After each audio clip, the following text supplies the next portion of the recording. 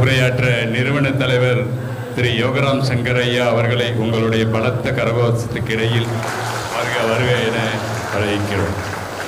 இன்னைக்கு குரு பயிற்சி ஆயிருக்கு. நிறுவன தலைவருடைய வார்த்தைகள் மந்திர உபதேசமாக நமக்கு வழிகாட்டக்கூடியதாக அமையும். அன்பிற்கினிய வித்யாலயத்தினுடைய குருமார்களாகிய உங்கள் அனைவருக்கும் எனது இனிய வணக்கம். மற்றும் வருகை புரிந்திருக்கக்கூடிய ஜோதிட ஆசிரியர்களே, அவர்களது உறவினர்களே, காலை முதலாக நமது வேள்வி பூஜையை சிறப்பாக நிகழ்த்தி கொடுத்த ஆட்சியாளர்களே, உங்கள் அனைவருக்கும் எனது மனமார்ந்த நன்றி. இந்த குரு பயிற்சி வேள்வி பூஜையினால் நமது இந்த கருத்தரங்கத்தினுடைய நேரம் கொஞ்சம் சுருங்கிடுச்சு. அதனால் அனைவரும் பட்டம் வாங்கிறதுக்கு தயாராக இருக்கும்போது இந்த மதிய வேளையில் எனக்கு பேசக்கூடிய வாய்ப்பு கிடைத்திருக்கிறது. அதுலேயும் காலையில் பேசுகிறவங்கெல்லாம் குரு மேஷத்தில் இருக்கும்போது பேசுனாங்க. இப்போ நான் பேசும்போது குரு ரிஷபத்துக்கு வந்துட்டார். அந்த ரிஷப குருவும் ரிஷப ராசியில் கார்த்திகை 2ஆம் பாதம் நவாம்சத்தில் போய் நீச்சமாகிடுவார். அப்படி தானே? அப்போ இப்போ உங்களுக்கு சுருக்கமாக சில விஷயங்கள், ஏதாவது ஒரு கருத்துக்களை தெரிந்து கொள்ள வேண்டும் என்று தான் ஒவ்வொரு கருத்தரங்கம், ஜோதிடம், யூடியூப்னு இப்போ எத்தனையோ வாயிலாக நிறைய வந்து கொண்டு இருக்கிறது. அந்த ஆர்வம் உங்களுக்கெல்லாம் வரும். இப்போ நம்ம அனைத்து மாணவர்களுக்கும் பயன்படக்கூடிய விதமாக சில பிரசன்ன முறைகளை மட்டும் சொல்ல போகிறேன். என்பது ஒரு கடல், அதில் பலன் அப்படிங்கிறது ஒரு குண்டூசியை போன்றது. அப்படி தானே? இப்போ முதல்ல ஜோதிடம் படித்த நபர்களுக்கெல்லாம் ஆரம்ப நிலையில் ஒரு தடுமாற்றம் வரும். என்ன என்ற தடுமாற்றம்? வர்றவங்க என்ன கேட்க போகிறாங்க, அவங்க ஏதாவது கேட்டு நம்ம அவமானப்பட்டால் என்ன ஆகும்னு ஒரு பய உணர்வு வரும், அச்ச உணர்வு. ஆமாம், ஜோதிடத்தில் ஆரம்பத்தில் இருக்கவங்களுக்கு வரும். ஆனால் ஒரு விஷயத்தை நீங்கள் மறந்துடக்கூடாது. இறை அனுக்கிரகம் இந்த ஜோதிடத்தை அறிவதற்காக உங்களுக்கு விதிக்கப்பட்டிருந்தால் மட்டும்தான் நீங்கள் ஜோதிடத்தை அறிந்து கொள்ள முடியும். இங்கே எத்தனையோ பேர் பூமியில் இருந்தாலும் எல்லாருக்குமா ஜோதிட கலை வந்துடுது. அப்போ அதை படிக்கணும்னு ஆர்வம் இருக்கிறவங்களுக்கு நிச்சயமாக அதில் பலன் சொல்லக்கூடிய ஆற்றலும் இருக்கும். அப்போ அந்த பலன் சொல்கிறதுல நமக்கு எத்தனையோ வழிமுறைகள் இருந்தாலும் ஜாதகத்துக்கு அப்பாற்பட்டு பிரசன்னம்னு ஒன்று இருக்குது. நம்ம ஒரு வாடிக்கையாளர் வரும்போதே அல்லது ஒரு கேள்வி வரும்போதே அவர்களுக்கு பலன் சொல்வதற்கு பல்வேறு வழிமுறைகள் இருக்குது. அப்போ அந்த கடல், ஜோதிட கடலில் அந்த குண்டூசியை தேடக்கூடிய வேலையை எளிதாக்கக்கூடியது. நீங்கள் குறிப்பிட்ட இந்த 1 கிலோமீட்டரில் தேடினா போதும்னா சுலபமாகும் இல்லையா? 10,000 கிலோமீட்டர் கடலில் இந்த 1 கிலோமீட்டர் தேடணும்னு சொன்னால் அதாவது அது எளிமையாயிடும் இல்லையா? அதுக்காக தான் இந்த பிரசன்னம்.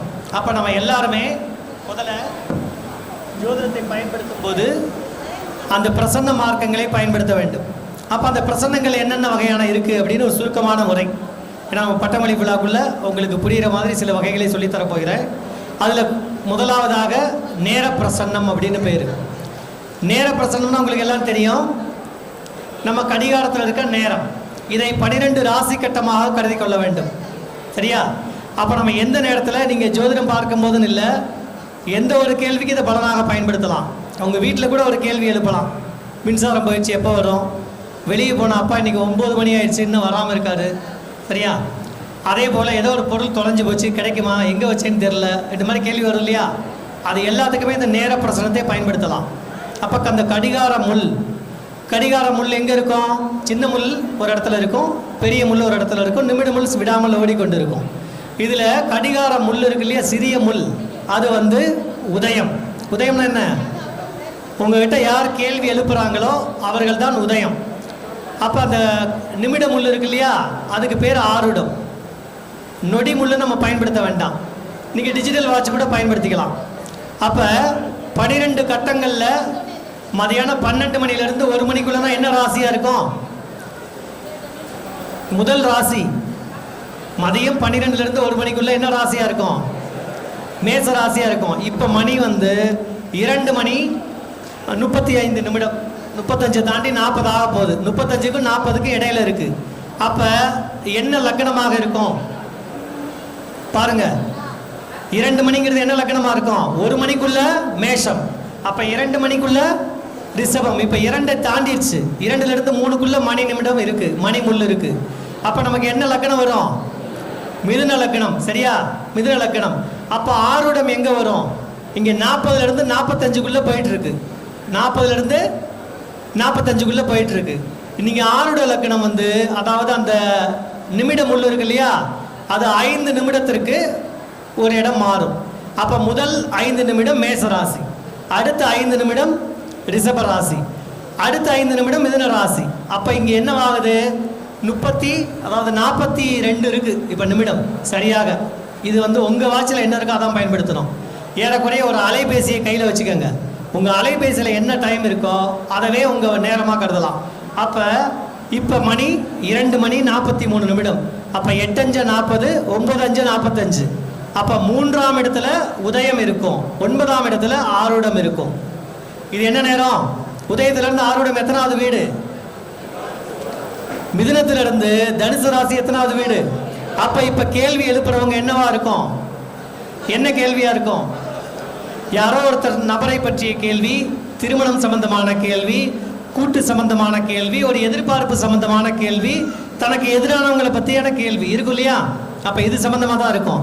அப்ப அவங்க கேள்வி என்னன்னு யூகிச்சா உடனே விடை சொல்லிடலாமா இல்லையா? அப்ப இந்த நேர பிரசனத்துல ரொம்ப முக்கியமான விஷயம் ஒன்று இருக்கு. என்ன அப்படின்னு பாருங்க. இதுல உதயத்திலிருந்து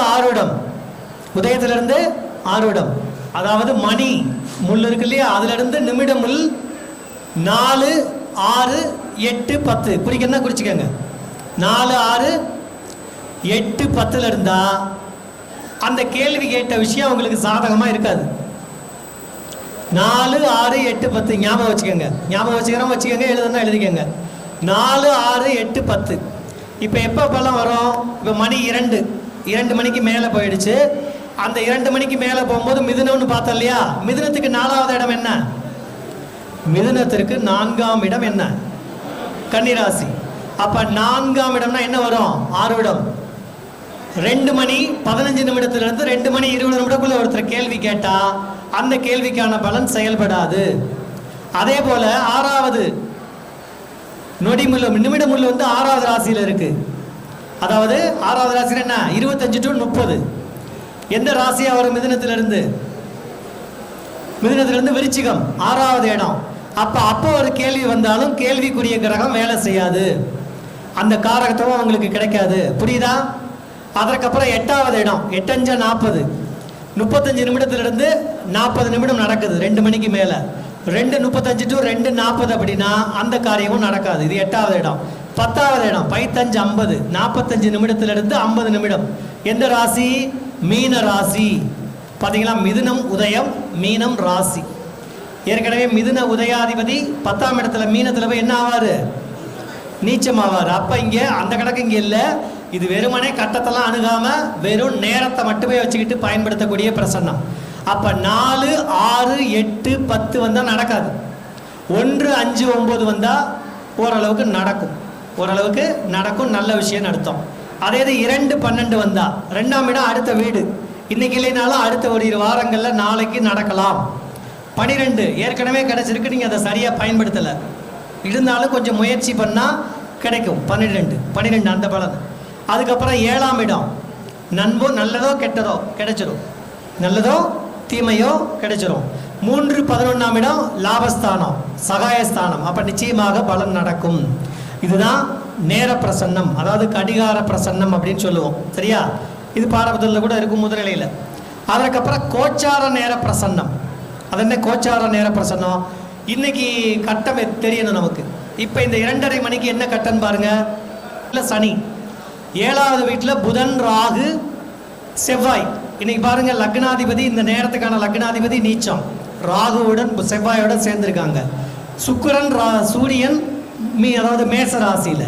அதற்கு அடுத்தபடியா குரு பகவான் வந்து ரிஷப ராசியில் இப்போ உட்காந்துருக்க அலுவலகத்தில். அப்போ இந்த நேர பிரசனத்தை பயன்படுத்தலாம். எப்படி பயன்படுத்தலாம்? அந்த நேரம் வந்து எந்த நேரம்னு இப்போ பார்க்குறீங்க, அதே 2:45 நம்ம பார்த்தோம்ல, மிதுன உதயம், ஆருடம், தனுசு அப்படின்னு பார்த்தோம். இப்போ இங்கே என்ன பண்ணுறோம்? இப்போ நம்ம சொன்ன கிரகத்தை வச்சுக்கிட்டு பயன்படுத்துகிறோம். இந்த கோச்சார கட்டத்தில் மிதுனத்தில் எந்த கிரகம் இல்லை, மிதுன அதிபதி நீச்சம். என்ன அமைப்பு? மிதுன அதிபதி நீச்சம். குறை என்னென்ன வரிசையில் இருக்கும்? சூரியனை முதல்ல உச்ச வீட்டில் போட்டுக்கணும், அதற்கப்புறம் மற்ற கிரகங்கள்லாம் ஆட்சி வீட்டில் போடணும்.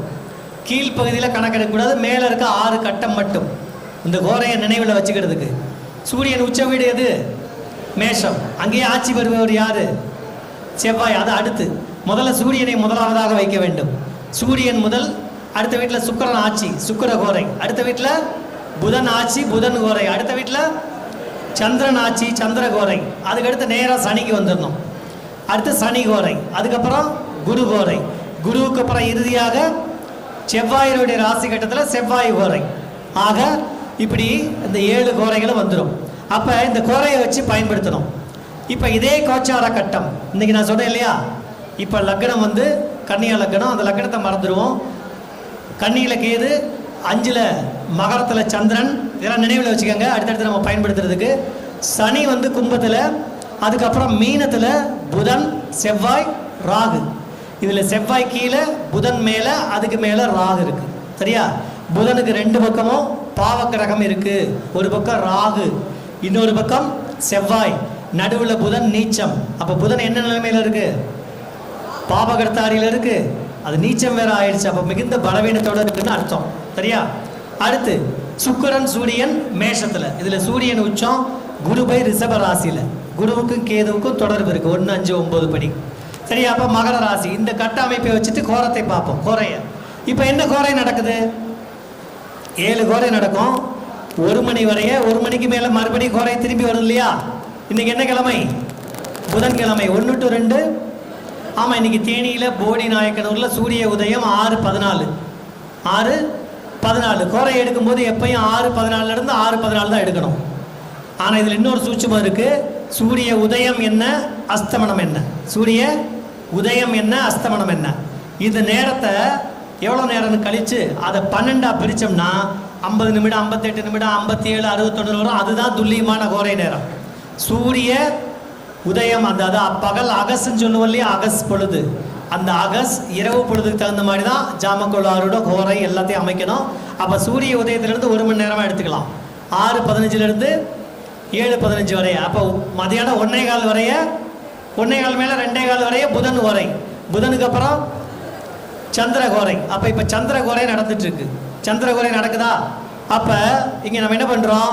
கோராநாதனை லக்கணமாக வைத்துக் கொள்வோம். கோராநாதனை அந்த வீடை லக்கணமாக எடுத்துக்கணும். இங்கே கோராநாதன்லாம் முக்கியம் இல்லை. முதல் பிரசன்ன முறை என்னன்னா என்ன கோரை? சந்திர கோரை. அப்போ சந்திரன் இப்போ நான் சொன்ன கட்டத்தில் எங்கே இருக்கு? இன்னைக்கு மகர ராசி திருவோண நட்சத்திரத்தில் இருக்கு. அப்போ அதுதான் லக்னம். லக்னமா? அப்போ மகர ராசி திருவோணத்தில் சந்திரன் இருக்கு. அப்போ மகர லக்னம். அந்த லக்னாதிபதி எங்கே இருக்காரு? அந்த லக்னாதிபதி எங்கே இருக்காரு? கேள்விக்குரிய கிரகம் எங்கே இருக்கு? இப்போ யாராவது ஒருத்தர் ஒரு கேள்வி உங்கள் மனசில் தற்காலிகமாக இருக்கிற பிரசன்ன கேள்வி எழுப்பலாமா? யாராவது ஒருத்தர் உங்களுக்கு ஏதாவது ஒரு கேள்வி உங்கள் இல்லத்திலையோ வீட்டிலையோ இப்போ நடைமுறையில் ஏதோ ஒரு கேள்வி இருக்கு இல்லையா? யாராவது எழுப்புறீங்களா கேள்வி ஏதாவது? நீ யாருமே இல்லையா? பிரசன்ன கேள்வி ஏதாவது எதை பற்றி தான் இருக்கலாம். இவங்க பையனுக்கு எப்போ வேலை கிடைக்குன்னு கேட்டிருக்காங்க. பையனுக்கு எப்போ வேலை கிடைக்குன்னு கேட்டிருக்காங்க. இப்போ மகர லக்னம் சொல்லியாச்சா? அப்போ இவங்க கேள்வி எந்த பாவகம் சம்மந்தப்பட்டது? வேலை. வேலைக்கு எந்த பாவகம்? 10ஆம் பாவகம். 10ஆம் பாவகம் வேலையா? வேலை என்ன, தொழில் என்ன? 10ஆம் பாவகம் செயல். சரியா? 10ஆம் பாவகம் தொழில். 6ஆம் பாவகம் தான் உத்தியோகம். சரியா? அப்ப நம்ம பார்க்க வேண்டிய பாவகம் என்ன? 6ஆம் பாவகம். அப்ப உத்தியோக சம்பந்தமா கேட்டிருக்காங்க. இப்ப மகர லக்னத்துக்கு இந்த ஜாதகத்தை அப்படியே பார்ப்போம். 6ஆம் அதிபதி யாரு? மகர லக்னத்துக்கு 6ஆம் அதிபதி யாரு? புதன். அந்த புதனை தானே இப்ப நம்ம பேசிட்டு இருந்தோம். எப்படி இருக்காரு?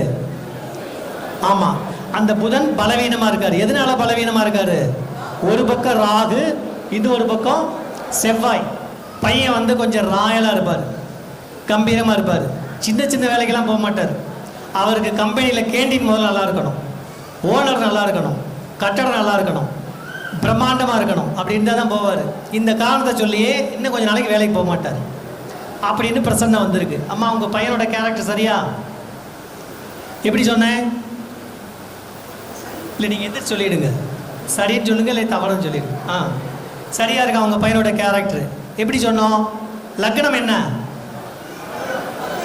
லக்னம் மகர லக்னம். லக்னாதிபதி எங்கே இருக்காரு?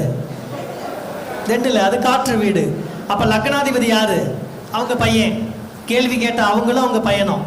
அவங்க நினைச்ச விஷயம் 6 இடம், அது 6ஆம் இடம் உத்தியோகஸ்தானம், அது வீக்காக இருக்கு. ஆனால் பையனோட கிரகம் எங்கே போயிருக்கு? கும்பத்தில் இருக்கு. காற்று ராசிகள்லேயே உச்ச ராசி எது? கும்பம். அங்கே யாரும் ஆட்சி உச்சம் அடைய மாட்டாங்க, அதனால அவங்க யாரையும் மதிக்க மாட்டாங்க.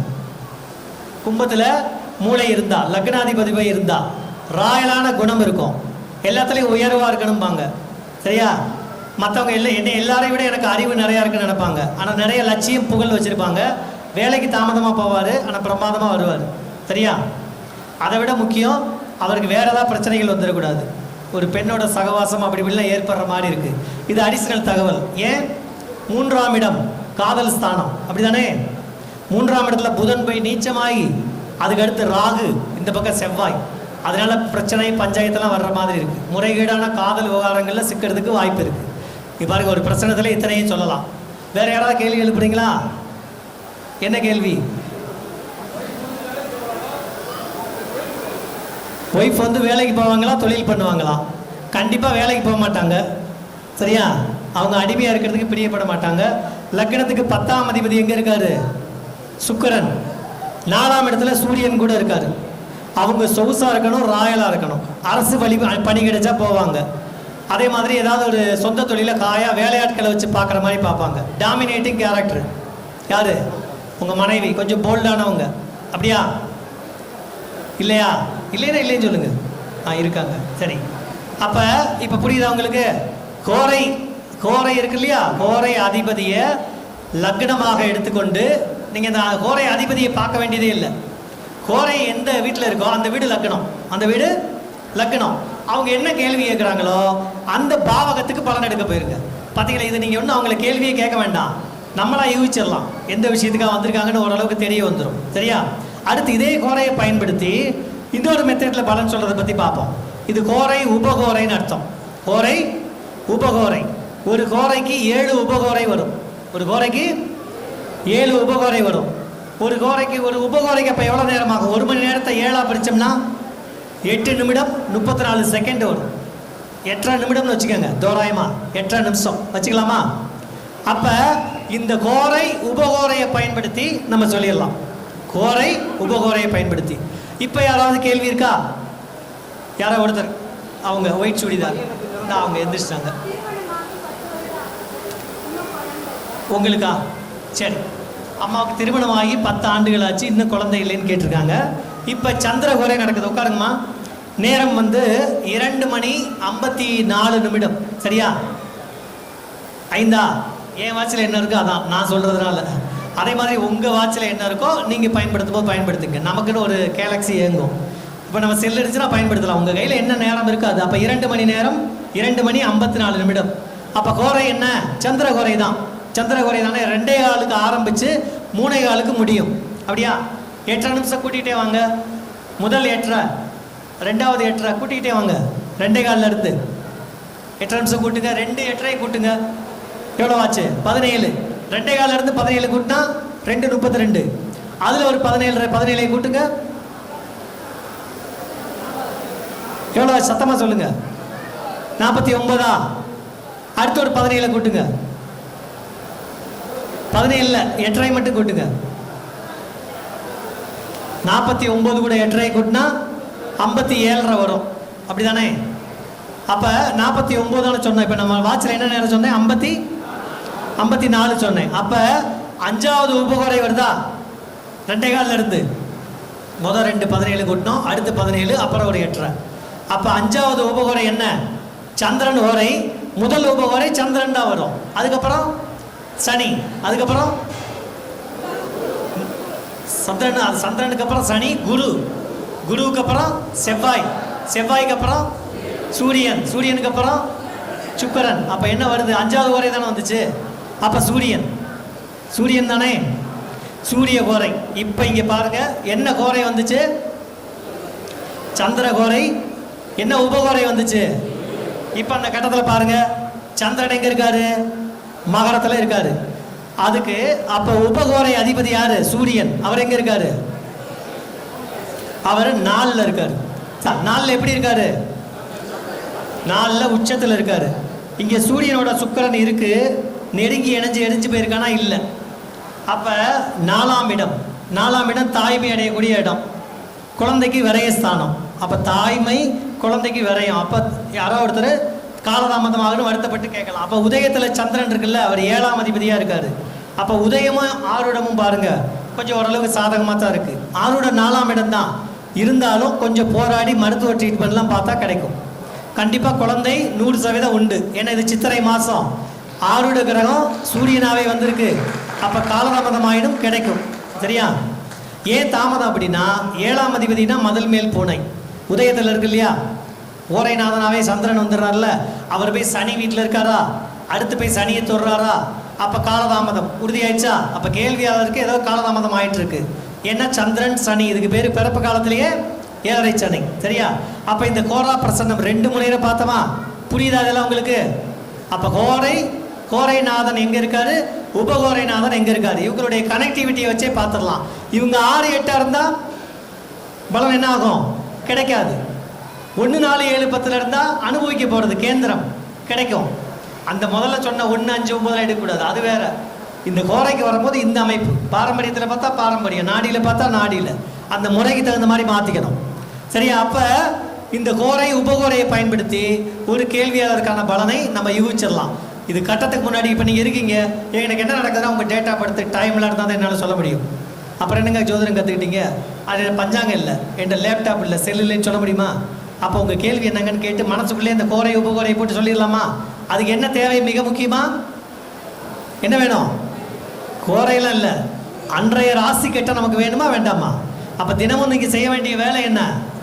ஜோதிடம் அறிந்த நீங்கள் எல்லாம் காலையில் எழுந்த உடனே பல்லு விளக்கிட்டு உங்கள் காலை கடன்களை முடிச்சுட்டு சாப்பிட்றதுக்கு முன்னாடி ஒரு ராசி கட்டத்தில் ஸ்லேட்டில் இறஞ்சி வச்சு நட்சத்திரத்தில் எழுதி வச்சுட்டு போகணும். இதை யார் தொடர்ந்து 6 மாதம் பண்ணுறாங்களோ அவங்க ஜாதகம் அடுத்துக்கடுத்து புத்தகத்தை தொடாமல் ஜோதிடர் ஆகிடலாம். ஏன்னா இந்த நட்சத்திரம் இன்றைக்கி வந்திருக்கு, இது வெளியில் போகும்போது ஒரு பலன் பார்ப்பீங்க, அப்போ அந்த கணக்கீடு உங்களுக்கு புரிய ஆரம்பிச்சிடும். அப்போ தினமும் ராசி கட்டளை வரைஞ்சாலே போதும், பிரசனத்துலேருந்து அத்தனை விஷயங்களையும் பார்த்துக்கலாமா? அப்போ ஒரு ஜோதிடராக படிக்க வந்த உங்களுக்கே தினமும் அன்றாட ராசி கட்டம் தெரியணும். இது கோரா பிரசன்னம். 3வது பிரசன்னம் பார்த்துட்டு அடுத்து 4வதாக வார பிரசன்னம்னு ஒன்று பார்க்க போகிறோம். அது என்னங்க வார பிரசன்னம்? வாரம்னா என்ன? வாரம் திதி யோகம் நட்சத்திரம் கரணம் வாரம் சொல்லுவோம் இல்லையா? வாரத்தை அறிவதனால் வாரம் ஆயுஷ்ய வர்த்தமனம் என்ன சொல்லுவாங்க, ஆயுசு வளரும் சொல்லுவாங்கல்ல. அந்த கிழமையை வச்சு ஜோசியம் சொல்லலாம். எப்படி சொல்லலாம்? கிழமை அதிபதி, அவ்வளோதான். இதே கோச்சார ராசி கட்டம் தான். இன்னைக்கு நீங்கள் வந்த கிழமை அதிபதி. சரியா? இன்னைக்கு நீங்கள் வந்த கிழமை அதிபதி. இன்னைக்கு என்ன கிழமை? புதன்கிழமை. இப்போ இந்த நாள் உங்களுக்கு யாருக்கெல்லாம் சாதகன்னு பார்ப்போமா? உங்களுக்கு உங்கள் ஜாதகங்களில் புதன் எங்கே இருக்குன்னு உங்களுக்கு தெரியும் இல்லையா?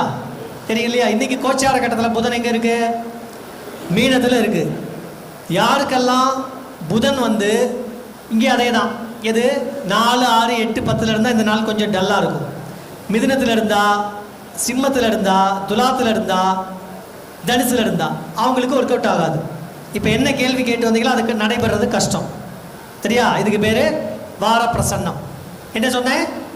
4, 6, 8, 10. 1, 5, 9 இருந்தால் கொஞ்சம் போராடினாலும் உறுதியாக கிடைக்கும். 2ஆம் இடத்துல இருந்தால், 12ஆம் இடத்துல இருந்தால் சில மணி நேரங்களில் சில வாரங்களில் கூட கிடைக்கலாம். 3, 7, 11 மதில் மேல் பூனைமா இருந்தாலும் கொஞ்சம் கிடைச்சிரும், பிறர் உதவியோடு கிடைக்கும். அப்போ கேள்வியாளர், இப்போ யாராவது கேள்வி எழுப்புறீங்களா? என்ன கேள்விங்க உங்களுக்கு? பையனுக்கு நிரந்தர வேலை. இப்போ என்ன செய்கிறாரு? டெம்பரவரியாக வேலைக்கு போகிறாரா, படிக்கிறாரா? வேலைக்கு போயிட்டு இருக்காரு. வயது 19 வயசு. இப்போ இன்னைக்கு கிழமை அதிபதி யாரு? 21. யார் பையன்? அதே பின்னாடி கேட்டு சொல்றீங்க. சரி, ரைட்டு. இப்போ உங்க பையன் ஜாதகம் நினைவில் இருக்கா? புதன் அவருக்கு எங்க இருக்கு? இப்பதான் நினைவில் இருக்கு. நீங்க வேற யாரு? அப்ப உங்க கேள்விக்கு பலன் இல்லை.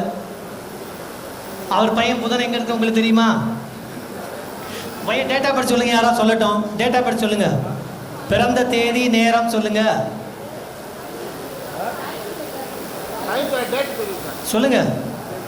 டேட் சொன்னாலே போதுமே. தேதி மட்டும் சொல்லுங்க. யாரா சிஸ்டத்தில் போட்டு பாருங்க மொபைலில்.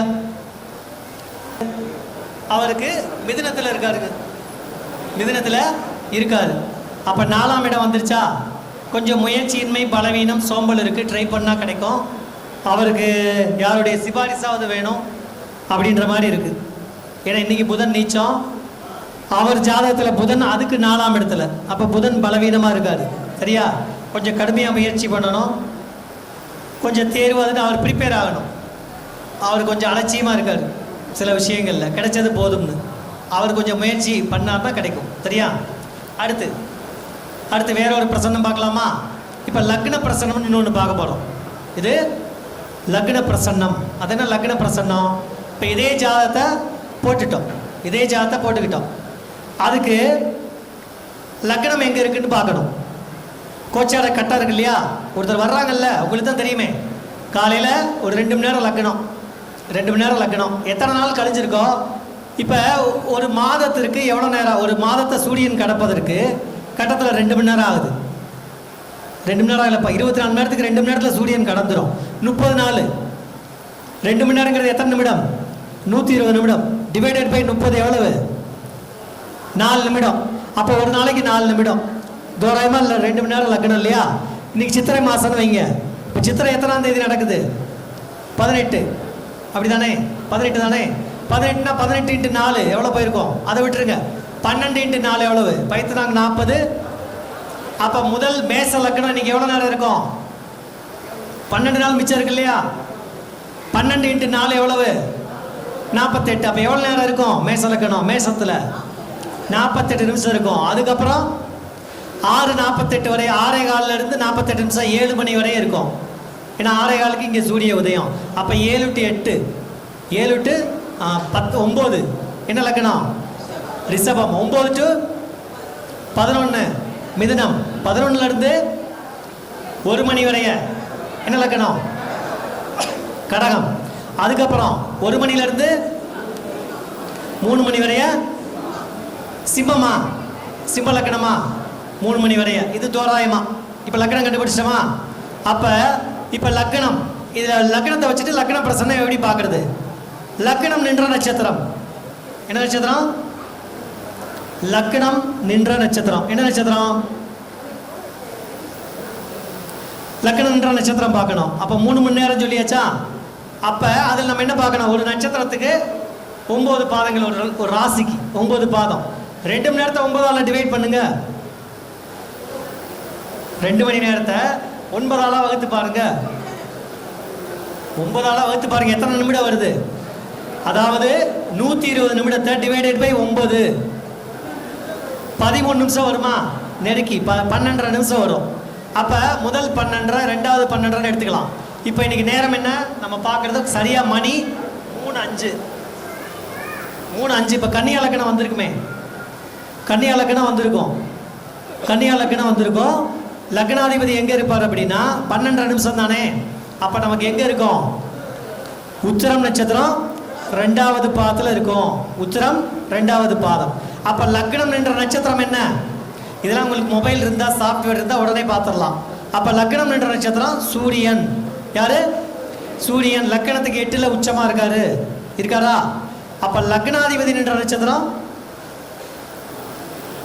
லக்னாதிபதி யாரு? கன்னியா லக்னத்துக்கு. அவர் 7ஆம் இடத்துல நீச்சமாக இருக்காரு. இவ்வளோதான் பாயிண்ட். இதை நம்ம தெரிஞ்சு வச்சுக்கிட்டோம். இப்போ யாருக்காவது கேள்வி இருக்கா? என்ன கேள்வி? அங்கேருந்து கேட்காதே, அப்படியே ஒவ்வொருத்தரா பாஸ் பண்ணுங்க கேள்வியை.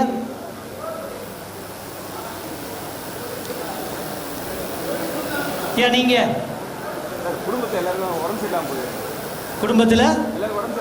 எப்ப? 1 வருஷமா? சரி, இது யார்கிட்ட இருந்து முதல்ல ஆரம்பிச்சிச்சு? புரிஞ்சு போச்சா? இப்போ அவருடைய கேள்வி உட்காருங்க. கேள்வி என்ன கேள்வினா, இங்கே குடும்பத்தில் தொடர்ச்சியாக 1 வருடமா அனைவருக்கும் உடல்நிலை சரியில்லாமல் போகிறது. இப்போ நம்ம கேட்டோம் இல்லையா யார்கிட்ட இருந்து ஆரம்பிச்சிச்சுன்னு. இப்போ நட்சத்திரம் யாரு? சூரியன். அவர் உச்சமாக இருக்காரு. ஆனால் எங்கே இருக்காரு? 8ஆம் இடத்துல இருக்காரு. 8ஆம் இடம் என்பது ஆயுள் ஸ்தானம். பொதுவாக கன்னியா லக்னத்துக்கு 8ல் சூரியன் உச்சமானால் அவங்களுக்கு தீர்க்காயுள், 100 வயசு வாழ்ந்தவங்க கூட நான் பார்த்துருக்குறேன். அதுக்காக மற்ற கிரகத்தையும் கவனிக்கணும். லக்னாதிபதி கெட்டு எல்லா கிரகமும் கெட்டு சூரியன் மட்டும் உச்சமாயிட்டா உயிர் இருக்குமா? அப்போ 8ல் உச்சமான அப்போ ஆயுளுக்கு கேடு இல்லை. ஆனால் அவஸ்தை, அது அவஸ்தை இடம் தானே 8ஆம் இடம். அதில் பாருங்க உதயாதிபதி 7ல் நீச்சம். அப்படி தானே? 7ல் நீச்சம். அப்போ உங்களுக்கு வந்து எதிர்ப்புகள் ஏதோ பலமாக இருக்குது. உங்களுக்கு செய்வினை, பில்லி, சூன்யம், ஏவல், உங்களை சுற்றி கட்டு முறைப்பாடுன்னு ஏதோ பண்ணி வச்சுருக்காங்க.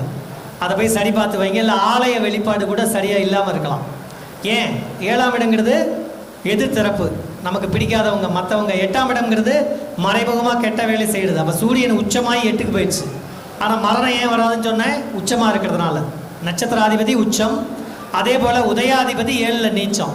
இது நீங்கள் இருப்பிடம் மாற்றினா சரியாகலாம். தவறிட்டாரு இல்லை, நான் யார்கிட்ட ஆரம்பிச்சான்னு கேட்டேன், அவருக்காக பலன் சொல்லலை. கேள்வி கேட்டது உங்களுக்கு தான்.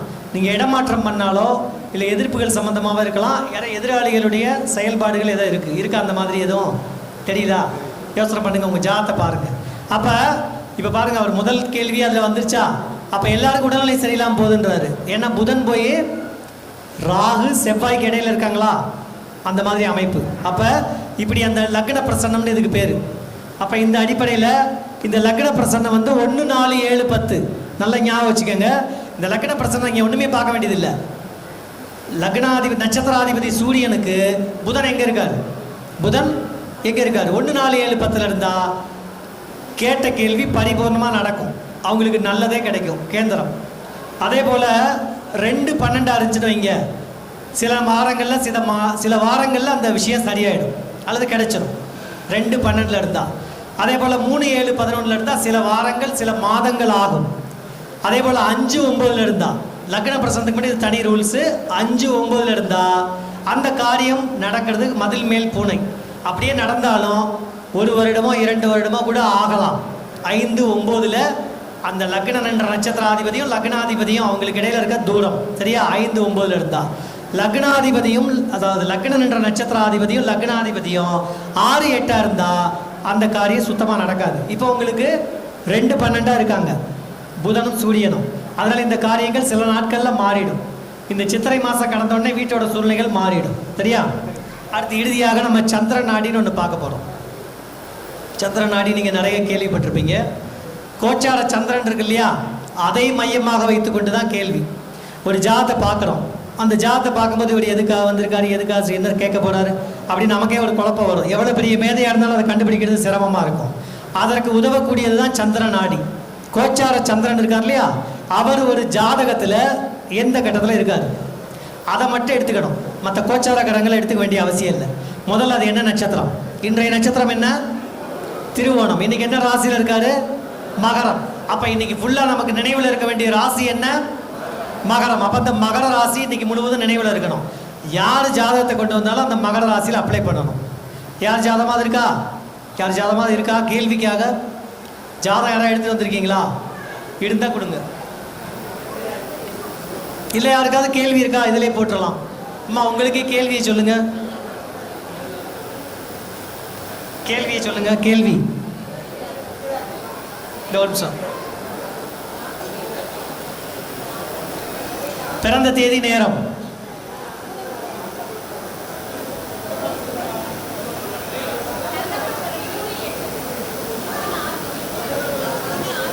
மூணு 6 96 98 3, 6, 1998. டைம் சொல்லுங்க.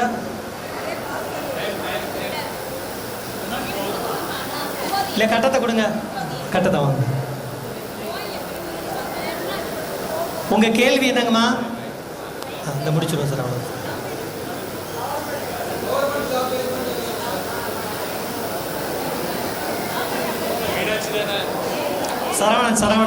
சரவணன் தானே?